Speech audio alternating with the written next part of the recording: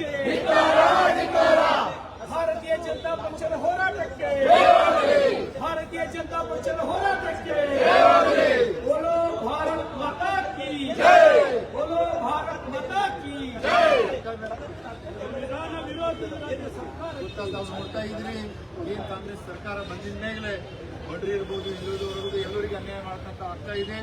ಗೊತ್ತಾ ನಿನ್ನೆ ಏನು ಡಿ.ಕೆ. ಶಿವಕುಮಾರ್ ರಾಜ್ಯದ ಉಪಮುಖ್ಯಮಂತ್ರಿಗಳು ಸಂವಿಧಾನನೇ ಬದಲಾವಣೆ ಮಾಡಿ ಗೊತ್ತಾ ಏನು ಇವತ್ತು ಮಹಿಳಾ ವಿರೋಧಿ ಬಿಜೆಪಿ ಅಂತ ಸಾಕಷ್ಟು ಪ್ರಚಾರ ಮಾಡಿರೋದ್ರಲ್ಲಿ ಸಂವಿಧಾನ ಬದಲಾವಣೆ ಗೊತ್ತಾ ಅವ್ರು ಏನು ಕಾಂಗ್ರೆಸ್ ದವ್ರು ರಾಜಕೀಯ ಮಾಡ್ತಾ ಇದ್ದಾರೆ ಏನಂತಂದ್ರೆ ಸಂವಿಧಾನ ಮ್ಯಾಗೆ ರಾಜಕೀಯ ಮಾಡ್ತಾ ಇದ್ದಾರೆ. ಕೂಡ ಅಮಾನತ್ ಮಾಡಿದ ಇಡೀ ಕರ್ನಾಟಕದ ಜನತೆಗೆ ಯಾರು ಸಂವಿಧಾನದ ವಿರೋಧಿ ಅಂತಕ್ಕಂಥದ್ದು ಇವತ್ತು ಮನವರಿಕೆಯಾಗಿದೆ. ಈ ರಾಜ್ಯದ ಉಪಮುಖ್ಯಮಂತ್ರಿಗಳು ಹೇಳ್ತಾರೆ ಮುಸಲ್ಮಾನರ ಅವ್ರ ಮೇಲೆ ಇರ್ತಕ್ಕಂಥ ಪ್ರೀತಿಗಾಗಿ ಅವರ ಮತ ಬ್ಯಾಂಕಿಗಾಗಿ ನಾವು ಸಂವಿಧಾನವನ್ನ ಬದಲಾವಣೆ ಮಾಡ್ತೀವಿ ಅಂತಕ್ಕಂಥದ್ದು. ಏನಾಯ್ತು ಯಾರು ಪುತ್ರಿ ಸುಟ್ಲಕ್ ಬಂದಾದ್ರೆ ಏನಾಯ್ತು ಜಟಾಪಟ್ಟಿ? ಇವತ್ತು ನಾವು ಉಪಮುಖ್ಯಮಂತ್ರಿ ಹಾಗೂ ಕಾಂಗ್ರೆಸ್ನ ಅಧ್ಯಕ್ಷರು ಏನು ಸಂವಿಧಾನವನ್ನು ಬದಲಾವಣೆ ಮಾಡಿ ಧರ್ಮಾಧಾರಿತ ಮೀಸಲಾತಿ ನಾವು ತರ್ತೀವಿ, ಮುಸಲ್ಮಾನರಿಗಾಗಿ ಸಂವಿಧಾನ ಬದಲಾವಣೆ ಮಾಡ್ತೀವಿ ಅಂತ ಏನು ಹೇಳಿಕೆಯನ್ನು ಕೊಟ್ಟಿದ್ದಾರೆ. ಅದನ್ನು ಖಂಡಿಸಿ ಇವತ್ತು ನಾವು ಅವ್ರ ಪುತ್ಥಳಿಯನ್ನು ಸುಟ್ಟಿದ್ದೀವಿ. ಅದರ ವಿರೋಧವಾಗಿ ಇವತ್ತಿನ 4% ರಿಸರ್ವೇಷನ್ ಬಿಲ್ ಪಾಸ್ ಮಾಡಿದ್ದಾರೆ. ಅದನ್ನು ವಿರೋಧ ಮಾಡಿದಂತಹ ಸಂದರ್ಭದಲ್ಲಿ ಬಿಜೆಪಿ ಅವರು ಆಕ್ರೋಶಿಸಿರ್ಬೋದು. ಟೋಟಲಿ ಮೇಡಮ್ ಅವರ ಸರ್ಕಾರ ನಡೆ ಯಾವ ರೀತಿ ಖಂಡಿಸಿ ಸರ್ಕಾರ ನಡೆ ಸರ್ಕಾರ ನೀತಿಗಳು ಯಾವ ರೀತಿ ನೀವು ಗಮನಿಸಿ ಏನು ಅನ್ಕೊಂಡಿದೆ ಈ ಸರ್ಕಾರಕ್ಕೆ ನಾಚಿಕೆ ಬರಬೇಕು. ಇವರೆಲ್ಲ ಸಂವಿಧಾನನೇ ಚೇಂಜ್ ಮಾಡ್ತೀವಿ ಅಂತ ಇದ್ದಾರೆ. ಇವ್ಗೊಂದು ಸ್ವಲ್ಪ ನಾಚಿಕೆ ಮಾನ ಮರ್ಯಾದೆ ಏನಾದ್ರು ಇಟ್ಕೊಂಡಿದ್ದಾರಾ ಅಥವಾ ಇಲ್ವಾ? ಇವಾಗ ಇವ್ರು ಏನ್ ಮಾಡ್ತಾ ಇದ್ದಾರೆ, ನಮ್ಮ ಸದನದಲ್ಲಿ ಏನಂತ ಇರ್ತೀವಿ ನೋಡ್ತಾರೆ, ನಮ್ಮ ಶಾಸಕರಿಗೆಲ್ಲ 18 ಮೆಂಬರ್ಸ್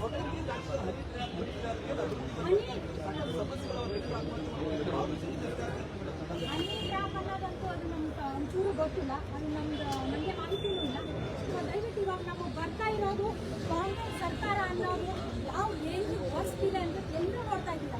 ಸರ್ಕಾರ ಅಂದ್ರೆ ಕಾಂಗ್ರೆಸ್ ಏನ್ ಹೇಳ್ತೀವಿ ಏನು ಒತ್ತಾಯ ಮಾಡ್ತೀರಿ ಸರ್ಕಾರಕ್ಕೆ ಪ್ರೊಟೆಸ್ಟ್ ಮಾಡೋ ಮೂಲಕ ಏನು ಆಗ್ರಹ ಮಾಡ್ತೀವಿ? ಈ ಸರ್ಕಾರಕ್ಕೆ ನಾವೆಲ್ಲರೂ ಭಾರತೀಯ ಜನತಾ ಪಾರ್ಟಿ ಬೀದರ್ ವತಿಯಿಂದ ಈ ಸರ್ಕಾರಕ್ಕೆ ನಾವು ಧಿಕ್ಕಾರವನ್ನು ಹಾಕ್ತೇವೆ. ರೈತ ವಿರೋಧಿ ಸರ್ಕಾರ ಇವತ್ತು ನಮ್ಮೆಲ್ಲರಿಗೂ ಗೊತ್ತಿರಲಿ. ಇವತ್ತು ತೆಲಂಗಾಣ ಸರ್ಕಾರದಲ್ಲಿ ಕಾಂಗ್ರೆಸ್ ಸರ್ಕಾರದ ಅಂತ ಹೇಳಿ ಕೇಂದ್ರದ ಮೇಲಿನ ಪ್ರೀತಿಗಾಗಿ ಇವತ್ತು 10 TMC ನೀರು ಬಿಡ್ತಕ್ಕಂತ ನೀಚ ಕೆಲಸ ಈ ಸರ್ಕಾರ ಮಾಡಿದೆ. ಉತ್ತರ ಕರ್ನಾಟಕದ ಸಮಸ್ತ ರೈತರಿಗೆ ಇವತ್ತಲ್ಲಿ ಜನ ಹತ್ತಿ ಬೆಳೀತಾ ಇದ್ರು, ಮೆಣಸಿನಕಾಯಿ ಬೆಳೀತಾ ಇದ್ರು. ಇವತ್ತಲ್ಲಿ ಭಾಗದ ಜನರು 10 TMC ನಾವು ಬಸವಸಾಗರದಿಂದ ಆಲ್ಮಟ್ಟಿಯಿಂದ ನೀರು ಕಳ್ಕೊಂಡು ನಮ್ಮ ರೈತರು ಕಂಗಾಲಾಗಿದ್ದಾರೆ. ಇದು ಬಿಜೆಪಿ ಶಾಸಕರ ಆಕ್ರೋಶ ಅಂತ ಹೇಳ್ಬೋದು. ಟೋಟಲಿ ಬಿಜೆಪಿ ನಾಯಕರು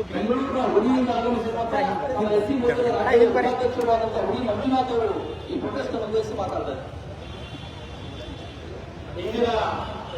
ಈ ಪ್ರತಿಭಟನೆಯ ನೇತೃತ್ವವನ್ನ ವಹಿಸಿರ್ತಕ್ಕಂಥ ಜಿಲ್ಲೆಯ ಅಧ್ಯಕ್ಷರಾದಂಥ ಸೋಮನಾಥ್ ಪಾಟೀಲ್ ಅವರೇ, ಈಗ ತಾನೇ ಪ್ರತಿಭಟನೆಯನ್ನು ಉದ್ದೇಶಿಸಿ ಮಾತನಾಡಿದಂತ ನಮ್ಮ ನಿಮ್ಮೆಲ್ಲರ ನಾಯಕರು ಹಾಗೂ ಕೇಂದ್ರದ ಮಾಜಿ ಸಚಿವರಾದಂತಹ ಭಗವಂತ ಖೂಬಾರ್ ಅವರೇ, ಶಾಸಕರಾದಂತಹ ಬಿದ್ದು ಪಾಟೀಲ್ ಅವರೇ, ಶರಣು ಸಲಗಾರ್ ಅವರೇ ಹಾಗೂ ಈಶ್ವರ್ ಸಿಂಗ್ ಠಾಕೂರ್ ಅವರೇ, ಎಸ್ಸಿ ಮೋರ್ಚಾದ ಜಿಲ್ಲಾಧ್ಯಕ್ಷರಾದ ರವಿ ಅವರೇ ಹಾಗೂ ಎಲ್ಲ ಬಂದಿರತಕ್ಕಂಥ ಮಂಡಲದ ಅಧ್ಯಕ್ಷರೇ ಮತ್ತು ಎಲ್ಲ ನನ್ನ ಅಕ್ಕ ತಂಗಿಯರೇ ಮತ್ತು ಕಾರ್ಯಕರ್ತರೇ, ಈಗಾಗಲೇ ನಮ್ಮ ಕಾಂಗ್ರೆಸ್ ಸರ್ಕಾರದ ಮುಖ್ಯಮಂತ್ರಿಗಳಾದಂತಹ ಸಿದ್ದರಾಮಯ್ಯವರು ಯಾವ ರೀತಿ ಅಧಿಕಾರಿ ಬರುವಾಗ ನಾನು ಅಹಿಂದ ನಾಯಕ ಅಂತ ಹೇಳ್ಕೊಂಡು ಬರ್ತಾರೋ, ಆದ್ರೆ ಅವರು ಮಾಡುವಂತ ಕೆಲಸ ಎಲ್ಲ ಅಹಿಂದಾಗ ವಿರುದ್ಧವಾಗಿ ಅನ್ನೋ ಕೆಲಸ ಮಾಡೋದು ನಾವು ಗಮನಿಸಬಹುದು.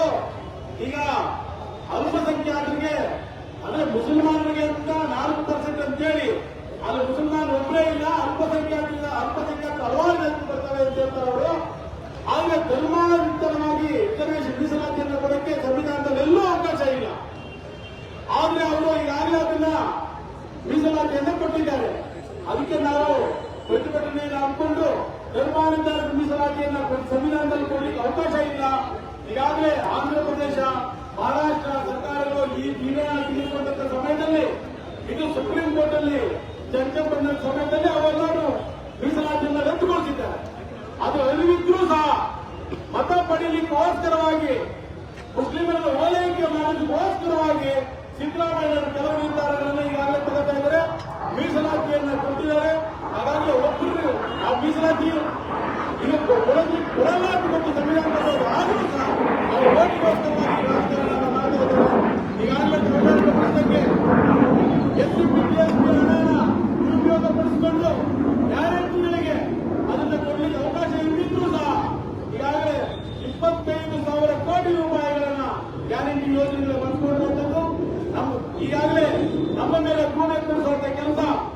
ಕೇಂದ್ರದ ಚುನಾವಣೆ ನಡೆಯುವಂತ ಸಮಯದಲ್ಲಿ ನಮ್ಮನ್ನ ಸಂವಿಧಾನ ವಿರೋಧಿಗಳು ಅನ್ನೋ ಪಟ್ಟಣ ಕಟ್ಟಿದ್ರು. ಯಾವ ಸಂವಿಧಾನ ವಿರೋಧಿಗಳು ಈಗಾಗಲೇ ಗೊತ್ತಾಗ್ತಾ ಇದೆ. ನೀವು ಇದನ್ನ ಧರ್ಮಾಯುತವಾಗಿ ಮೀಸಲಾತಿ ಕೊಡೋಕ್ತಾರಲ್ಲ ಅಂತ ಒಂದು ಚರ್ಚೆ ಒಂದು ಹ್ಯಾಂಗರ್ ಟಿವಿ 18 ಕ್ವಶನ್ ಮಾಡೋದಕ್ಕೆ ಡಿ.ಕೆ. ಶಿವಕುಮಾರ್ ಅವರ ಪದ ಅದನ್ನ ಉಳಿಸ್ಕೊಳ್ಳಿಕ್ಕೆ ಸಂವಿಧಾನ ಕೂಡ ಬದಲಾವಣೆ ಮಾಡ್ತೀವಿ ಅನ್ನೋ ಚರ್ಚೆ ಆ ಮಾತನ್ನು ಕೂಡ ಬಳಸ್ತಾರೆ. ಯಾರು ನಿಜವಾದಂತ ಸಂವಿಧಾನ ವಿರೋಧಿಗಳು? ಅದಕ್ಕೆ ನಾನು ಮುಖ್ಯಮಂತ್ರಿಗಳಲ್ಲಿ ಮನವಿ ಮಾಡ್ತೇನೆ, ದಯವಿಟ್ಟು ತಾವು ಈ ರೀತಿಯಾದಂತಹ ಸಂವಿಧಾನ ವಿರೋಧಿ ಹೇಳಿಕೆ ನೀಡಿದಂತ ಡಿ.ಕೆ. ಶಿವಕುಮಾರ್ ಅವರನ್ನ ತಾವು ಸಚಿವ ಸಂಪುಟದಿಂದ ಉಚ್ಚಾಟನೆ ಮಾಡಬೇಕು ಅಂತ ನಾವು ಆಗ್ರಹಿಸ್ತಾ ನನಗೆ ಈ ಪ್ರತಿಭಟನೆಯಲ್ಲಿ ಮಾತಾಡಲಿಕ್ಕೆ ಅವಕಾಶ ಮಾಡಿಕೊಟ್ಟಂತ ಎಲ್ಲ ನಾಯಕರು ನಾನು ಮಾತು ವಿರಾಮ. ಬೋಲೋ ಭಾರತ್ ಮಾತಾ ಕೀ ಜೈ. ಮಹಿಳಾ ಮೋರ್ಚಾ ಜಿಲ್ಲಾಧ್ಯಕ್ಷರ ಉಲ್ಲಾಸಿನಿ ಅವರು ಈ ಪ್ರತಿಭಟನೆ ಕುರಿತು ಮಾತಾಡೋಣ.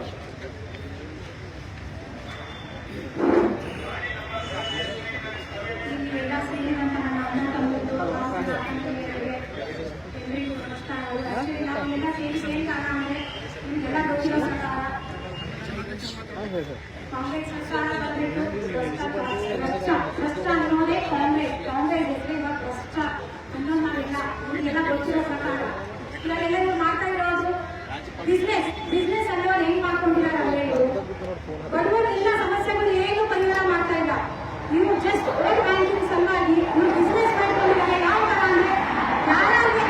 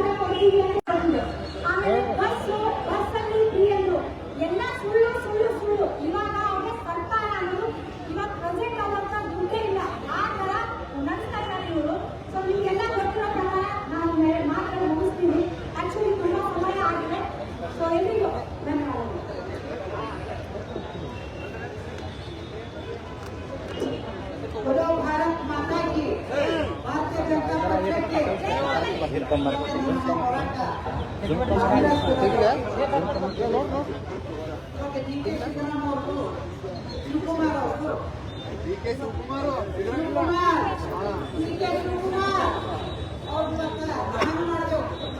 ದಹನ ಆಗ್ತಾರ.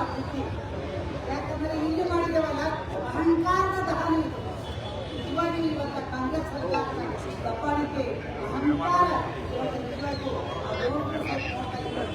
ಓಟಿಗೋಸ್ಕರವಾಗಿ ಮಾಡ್ತಾ ಇದ್ದಾರೆ. ಏನು ಇಲ್ಲ.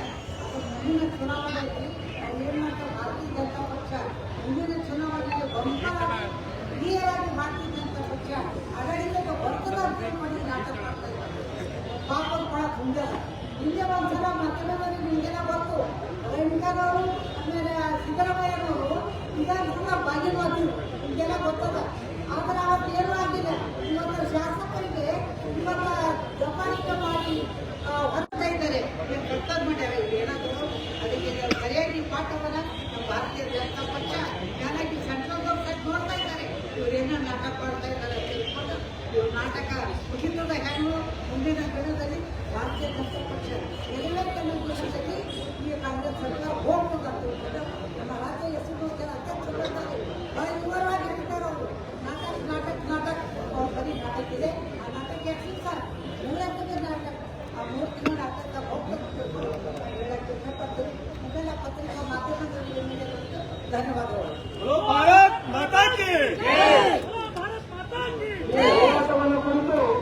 ಹುಮನಾಬಾದಿನ ಜನಪ್ರಿಯ ಶಾಸಕರಾಗಿರ್ತಕ್ಕಂಥ ಡಾಕ್ಟರ್ ಸಿದ್ದು ಪಾಟೀಲ್ ಅವರ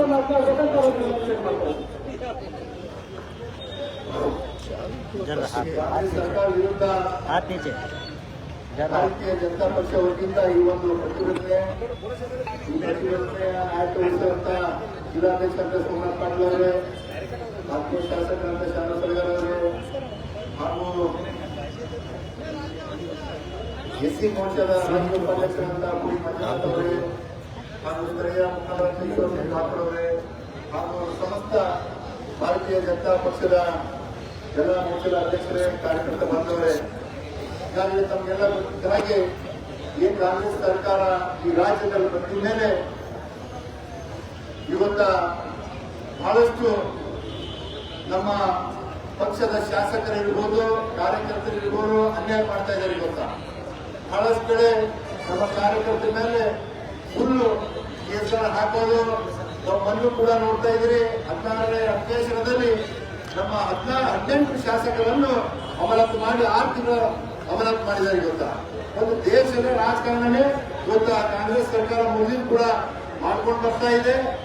ಅದರಂತೆ ಏನು ನಿನ್ನೆ ಇವತ್ತು ಕಾಂಗ್ರೆಸ್ನವರು ಯಾವಾಗಲೂ ಹೇಳ್ತಾರ ಸಂವಿಧಾನ ಬಗ್ಗೆ, ಡಾಕ್ಟರ್ ಬಾಬಾ ಸಾಹೇಬ್ ಅಂಬೇಡ್ಕರ್ ಅವರ ಬಗ್ಗೆ, ಇವತ್ತು ನಿನ್ನೆ ಏನು ಒಂದು ಸಮಾಜದ ಒಂದು ಧರ್ಮಕ್ಕೆ ಸಂತೋಷ ಪಡಿಸ್ಲಕ್ಕ ಇವತ್ತು ಸಂವಿಧಾನವನ್ನೇ ಬದಲಾವಣೆ ಮಾಡ್ತಾ ಇದ್ದಾರೆ. ಇವತ್ತು ನಾವು ನೋಡ್ಬೋದು, ರಾಹುಲ್ ಗಾಂಧಿ ಅವರು ಎಲ್ಲೇ ಹೋಗ್ಲಿ ಸಂವಿಧಾನ ಒಂದು ಪೇಪರ್ ಇಟ್ಕೊಂಡು ಸಂವಿಧಾನ ಬಗ್ಗೆ ಮಾತಾಡ್ತಾರ.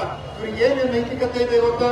ಇವತ್ತು ಅವ್ರದೇ ಪಕ್ಷದ ಒಬ್ಬ ಉಪಮುಖ್ಯಮಂತ್ರಿ ಮತ್ತು ರಾಜ್ಯದ ಅಧ್ಯಕ್ಷರು ಸಂವಿಧಾನ ಬದಲಾವಣೆ ಮಾಡ್ತಾರಂತ ಹೇಳ್ತಾ ಇದ್ದಾರ. ಹೀಗಾಗಿ ಇವತ್ತು ಭಾರತೀಯ ಜನತಾ ಪಕ್ಷವರು ಇವತ್ತು ಆಗ್ರಹ ಮಾಡ್ತೇವೆ, ಉಪಮುಖ್ಯಮಂತ್ರಿ ಸ್ಥಾನದಿಂದ ಅವ್ರಿಗೆ ಕೆಳಗಿಳಿಸಿ ಮತ್ತೆ ಕಾಂಗ್ರೆಸ್ ಪಕ್ಷದಿಂದ ಅವ್ರಿಗೆ ಉಚ್ಚಾಟನೆ ಮಾಡಬೇಕು ಅಂತ ಈ ಪ್ರತಿಭಟನೆ ಮುಖಾಂತರ ಹೇಳ್ತಾ ಇದ್ದೇವೆ. ಅದರಂತೆ ತಾವು ನೋಡ್ತಾ ಇದ್ರಿ ಗೊತ್ತಾ ಕಾಂಗ್ರೆಸ್ ಪಕ್ಷ ಯಾವ ತರ ಇದೆ ಅಂತ. ಇವತ್ತು ಆ ಕಾಂಗ್ರೆಸ್ ಪಕ್ಷದಂತ ಮುಖಂಡರುಗಳು ಅವ್ರು ಯಾವಾಗೂ ಕೂಡ ಅವರವರ ಪಕ್ಷದವರಿಗೆ ಯಾವಾಗೂ ಬುದ್ಧಿ ಕೊಯ್ತಾರ. ಇವತ್ತು ಹನಿ ಟ್ರ್ಯಾಪ್ ಮುಖಾಂತರ ತಾವು ನೋಡ್ತಾ ಇದ್ರಿ ಗೊತ್ತಾ ಏನ್ ಇವತ್ತು ಆಡಳಿತ ಪಕ್ಷದ ಸಚಿವರು ಹೇಳ್ತಾ ಇದ್ದಾರೆ ಗೊತ್ತಾ, ನಮ್ಮ ಪಕ್ಷದವರೇ ಇವತ್ತು ಹನಿ ಟ್ರ್ಯಾಪ್ ಮೂಲಕ ನಮ್ಮನ್ನು ತೇಜೋವಧೆ ಮಾಡ್ತಾ ಇದ್ದಾರಂತ. ಅಂದ್ರೆ ಎಷ್ಟು ಕೀಳು ಮಟ್ಟದ ರಾಜಕಾರಣ ಈ ಕಾಂಗ್ರೆಸ್ ಪಕ್ಷದವರು ಮಾಡ್ತಾ ಇದ್ದಾರೆ. ಮುಂಬರುವ ದಿನಗಳಲ್ಲಿ ಈ ಕಾಂಗ್ರೆಸ್ ಪಕ್ಷವನ್ನು ಕಿತ್ತೊಯ್ದು ನಮ್ಮ ಭಾರತೀಯ ಜನತಾ ಪಕ್ಷದ ಸರ್ಕಾರ ಆಗ್ತದೆ ಅಂತ ಹೇಳಿ ಒಂದೆರಡು ಮಾತು ಬಿಟ್ಟು ಧನ್ಯವಾದಗಳು. ಅದೇ ರೀತಿ ಹೋರಾಟವನ್ನು ಕುರಿತು ಬಸವ ಕಲ್ಯಾಣದ ಜನಪ್ರಿಯ ಶಾಸಕರಾಗಿರ್ತಕ್ಕಂಥ ಶರಣ ಸಹೋದರ ಅವರ ಹೋರಾಟವನ್ನು ಉದ್ದೇಶಿಸಿ ಮಾತನಾಡಬೇಕಂತ ವಿನಂತಿ ಮಾಡಿದರು. ಕಾಂಗ್ರೆಸ್ ಸರ್ಕಾರದ ವಿರುದ್ಧ ಭಾರತೀಯ ಜನತಾ ಪಾರ್ಟಿ ಇದರ ವತಿಯಿಂದ ನಾವು ಇವತ್ತು ಪ್ರತಿಭಟನೆಯನ್ನ ಹೋರಾಟವನ್ನ ಹಮ್ಮಿಕೊಂಡಿದ್ದೇವೆ. ಇವತ್ತಿನ ಈ ಪ್ರತಿಭಟನೆಯಲ್ಲಿ ಭಾಗವಹಿಸಿದಂತಹ ನಮ್ಮ ಜಿಲ್ಲಾಧ್ಯಕ್ಷರಾದಂತಹ ಸೋಮನಾಥ್ ಪಾಟೀಲ್ ಅವರೇ, ಶಾಸಕ ಸಹೋದರರಾದಂತಹ ಸಿದ್ದು ಪಾಟೀಲ್ ಅವರೇ, ಇನ್ನೋರ್ವ ಪಕ್ಷದ ಉಪಾಧ್ಯಕ್ಷರಾದಂತಹ ಮಂಜುನಾಥ್ ಅವರೇ, ಈಶ್ವರ್ ಸಿಂಗ್ ಠಾಕೂರ್ ಅವರೇ, ಎಂ ಆರ್ ತುಕಾರೆಡ್ಡಿ ಅವರೇ, ಉಲ್ಲಾಸಿನಿ ಅವರೇ, ಕಿರಣ್ ಪಾಟೀಲ್ ಅವರೇ, ಹಸೂರಿ ಅವರೇ, ಎಲ್ಲ ಮಂಡಲದ ಅಧ್ಯಕ್ಷರುಗಳೇ ಮತ್ತು ಪಕ್ಷದ ಪದಾಧಿಕಾರಿಗಳೇ ಹಾಗೂ ಎಲ್ಲ ಭಾರತೀಯ ಜನತಾ ಪಕ್ಷದ ಕಾರ್ಯಕರ್ತರುಗಳೇ, ಇವತ್ತು ಕಾಂಗ್ರೆಸ್ ಸರ್ಕಾರ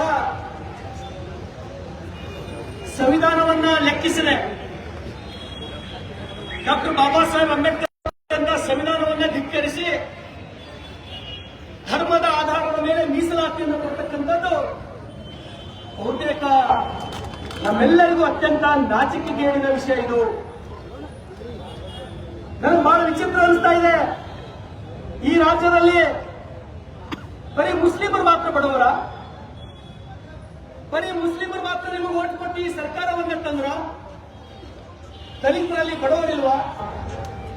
ಕೋಳಿ ಸಮಾಜದಲ್ಲಿ, ಕುರುಬ ಸಮಾಜದಲ್ಲಿ, ಲಿಂಗಾಯತರಲ್ಲಿ, ಇವತ್ತು ಎಲ್ಲ ಸಮಾಜದಲ್ಲಿ ನಿಮಗೆ ಬಡವರು ಬಹುತೇಕ ನಿಮಗೆ ಕಣ್ಣಿಗೆ ಎಲ್ಲಿ ಕಾಣಲಿಲ್ಲ. ನಿಮಗೆ ಬಡತನ ಎಲ್ಲಿ ಕಾಣ್ತು ಅಂದ್ರೆ ಬರೀ ಮುಸ್ಲಿಮರಲ್ಲಿ ಮಾತ್ರ ನಿಮಗೆ ಬಡತನ ನೋಡೋಕೆ ಸಿಕ್ತು. ಅದಕ್ಕಾಗಿ ಸಂವಿಧಾನವನ್ನು ಧಿಕ್ಕರಿಸುವುದರ ಮುಖಾಂತರ ನೀವೇನು ಸರ್ಕಾರಿ ಗುತ್ತಿಗೆಯಲ್ಲಿ ಮೀಸಲಾತಿ ಕೊಟ್ಟಿದ್ದೀರಲ್ಲ, ನಾವು ಇದರ ವಿರುದ್ಧ ಹೋರಾಟ ಮಾಡ್ತೇವೆ. ವಿಧಾನಸಭೆ ಒಳಗೂ ಹೋರಾಟ ಮಾಡ್ತೇವೆ, ಹೊರಗೂ ಹೋರಾಟ ಮಾಡ್ತೇವೆ. ಭಾರತೀಯ ಜನತಾ ಪಾರ್ಟಿ ನಾವು ಮುಸ್ಲಿಮರ ವಿರೋಧಿಗಳಲ್ಲ. ನೀವು ಮುಸ್ಲಿಮರ ಮೇಲೆ ಪ್ರೀತಿ ಇದ್ರ ಸಾಕಷ್ಟು ಜನ ಮುಸ್ಲಿಮರೊಳಗೆ ಬಡವರ, ಅವ್ರಿಗೆ ಮನೆ ಕಟ್ಕೊಡ್ರಿ, ಅವ್ರಿಗೆ ಶಿಕ್ಷಣಕ್ಕಾಗಿ ಒತ್ತು ಕೊಡ್ರಿ, ಅವರಿಗೆ ಆರೋಗ್ಯದ ಸೌಲಭ್ಯಗಳು ಕೊಡ್ರಿ. ಆದ್ರೆ ನೀವು ಏನು ಸಂವಿಧಾನವನ್ನ ಗಾಳಿಗೆ ತೂರಿ ಈ ಮೀಸಲಾತಿಯನ್ನು ಕೊಡ್ತಾ ಇದ್ದೀರಲ್ಲ, ಬಹುತೇಕ ಈ ರಾಜ್ಯದಲ್ಲಿ ವಂಚೀಕರುವ ಸಮಾಜ, ಹಕ್ಕಿ ಪಿಕ್ಕಿ ಜನಾಂಗ, ಅದೆಷ್ಟೋ ಜನಾಂಗಗಳು ಇವತ್ತಿಗೂ ಕೂಡ ರೋಡ್ ಮೇಲೆ ಇರ್ತಕ್ಕಂಥದ್ದು. ಆ ಬಡವರು ನಿಮ್ಗೆ ನೋಡ್ಲಿಕ್ಕೆ ಸಿಗ್ಲಿಲ್ಲ. ಬಂಧುಗಳೇ, ಭಾರತೀಯ ಜನತಾ ಪಾರ್ಟಿ ಇದರ ವಿರುದ್ಧ ನಾವು ಹೋರಾಟ ಮಾಡ್ತೀವಿ.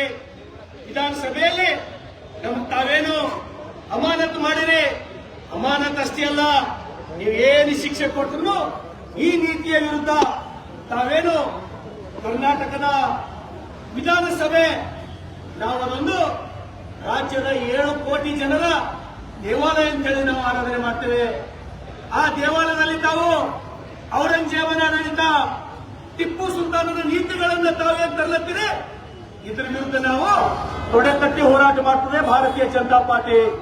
ಬಂಧುಗಳೇ, ಇದರ ಜೊತೆಗೆ ತಾವೆಲ್ಲರೂ ಕೇಳಿದ್ದೀರಿ, ಅನಂತ್ ಕುಮಾರ್ ಹೆಗಡೆಯವರು ಏನೂ ಮಾತೇ ಆಡಿರಲಿಲ್ಲ, ಸಂವಿಧಾನ ಬದಲಾವಣೆ ಮಾಡ್ತಾರೆ ಅಂತ ಹೇಳಿ ಇವತ್ತು ನೀವು ಆರೋಪ ಮಾಡಿದ್ರಿ. ವಿದೇಶದಲ್ಲಿ ಹೋಗಿ ರಾಹುಲ್ ಗಾಂಧಿ ಅವರು ಲಂಡನ್ ಒಳಗೆ ಕುಂತು ನಾವು ಸಂವಿಧಾನವನ್ನು ಬದಲಾವಣೆ ಮಾಡ್ತೀವಿ ಅಂತ ಹೇಳಿ ಅವ್ರು ಹೇಳ್ತಾರೆ. ಕರ್ನಾಟಕ ರಾಜ್ಯದಲ್ಲಿ ಒಬ್ಬ ಜವಾಬ್ದಾರಿ ವ್ಯಕ್ತಿ ಇನ್ನೇನು ಕೆಲವೇ ದಿವಸದೊಳಗೆ ನಾನು ಮುಖ್ಯಮಂತ್ರಿ ಆಗ್ತೇನೆ ಅಂತ ಹೇಳಿ ಹೊರಟವರು ಜವಾಬ್ದಾರಿತನದ ಹೇಳಿಕೆ, ಸಂವಿಧಾನವನ್ನ ಮುಸ್ಲಿಮರ ರಕ್ಷಣೆಗಾಗಿ ನಾವು ಬದಲಾವಣೆ ಮಾಡ್ತೀವಿ ಅಂದಿದ್ರಲ್ಲ, ತಾವು ಈ ಮಾತನ್ನ ವಾಪಸ್ ತಗೋಬೇಕು. 7 ಕೋಟಿ ಕನ್ನಡಿಗರಿಗೆ ತಾವು ಕ್ಷಮೆಯನ್ನ ಕೇಳಬೇಕು. ಇದರ ಜೊತೆಗೆ ತುಂಬಾ ನೋವಿನಿಂದ ಹೇಳ್ತೇನೆ, ಏನು ಆಲಮಟ್ಟಿ ಜಲಾಶಯ, ನಾರಾಯಣಪುರ ಬಸವಸಾಗರ ಜಲಾಶಯದಿಂದ ತಾವು ತುಲನೆ ಮಾಡಿ ನೋಡ್ರಿ. ಇವತ್ತು ಬೆಳಗ್ಗೆ ಕನ್ನಡದ ಅತ್ಯಂತ ಪ್ರತಿಷ್ಠಿತ ಚಾನೆಲ್ 24 ಸುವರ್ಣದೊಳಗ ಇವತ್ತು ಹೇಳಿದ್ರು, ರಮೇಶ್ ಚಿಗಣಗಿ ಅವರು ಫೆಬ್ರವರಿ ತಿಂಗಳೊಳಗ ಎಷ್ಟು ಟಿಎಂಸಿ ನೀರ ಎಲ್ಲಿ ಬಸವಸಾಗರದೊಳಗಿತ್ತು, ಆಲ್ಮಟ್ಟಿಯೊಳಗಿತ್ತು, ಸುಮಾರು 60 ಟಿಎಂಸಿ ನೀರಲ್ಲಿತ್ತು. ಇವತ್ತು 30 ಟಿಎಂಸಿ ನೀರು ನಿಮಗೆ ಆಲ್ಮಟ್ಟಿಯೊಳಗೆ ನೋಡಕ್ ಸಿಗಲ್ಲ, ಬಸವಸಾಗರದೊಳಗೆ ನೋಡಕ್ ಸಿಗಲ್ಲ. ಇದಕ್ಕೆ ಕಾರಣ ಏನು? ತೆಲಂಗಾಣದ ಮೇಲೆ ನಿಮ್ಮ ಪ್ರೀತಿ.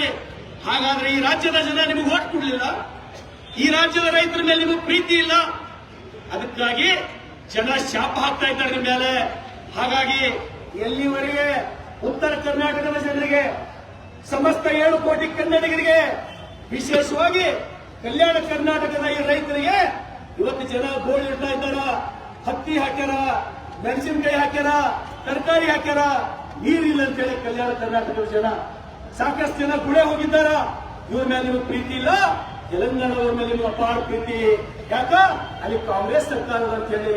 ಹಾಗಾಗಿ ಇವೆಲ್ಲರ ವಿರುದ್ಧ ನಾವು ನಿರಂತರವಾಗಿ ಹೋರಾಟ ಮಾಡ್ತೇವೆ. ನ್ಯಾಯ ಸಿಗುವವರೆಗೆ ಭಾರತೀಯ ಜನತಾ ಪಾರ್ಟಿ ಹೋರಾಟ ಮಾಡ್ತದೆ. ಧನ್ಯವಾದಗಳು.